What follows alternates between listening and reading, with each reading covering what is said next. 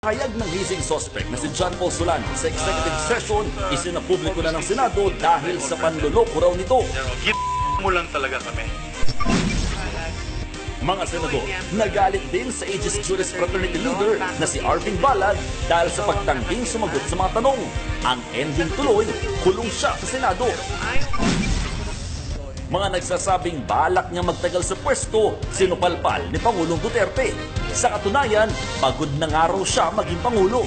Anak ng, kung maaari lang, kung pwede lang umatras nakakahiya lang. Pinay na nagre-recruit daw ng local at foreign terrorists na lambat ng NBI.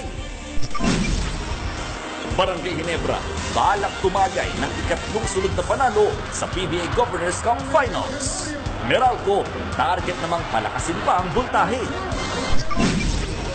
Baron Geisler, hindi pa makalaya dahil sa kaso sa Cebu. Aktor, sinusubukang magbago ayon sa kanyang girlfriend. Hindi na mag-work ng pag-alit, lalo na nandun siya sa downstate. So ngayon, pinapakalma ko siya.